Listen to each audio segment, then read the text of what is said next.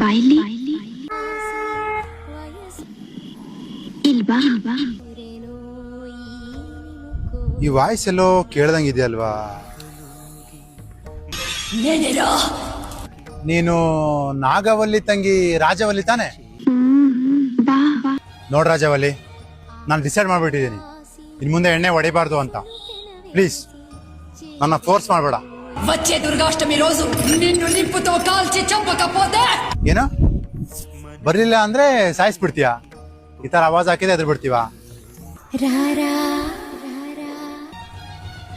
ಓ ನಾಗವಲ್ಲಿ, ನೀವಿಬ್ರು ಜೊತೆಗೆ ಇದ್ದೀರಾ?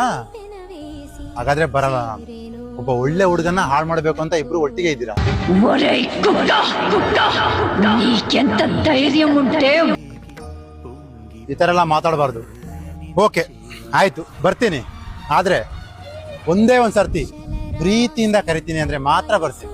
ರಾರಾ ರಾರಾ ಸರಸತು ರಾರಾ ರಾರಾ ಸರಸತು ರಾರಾ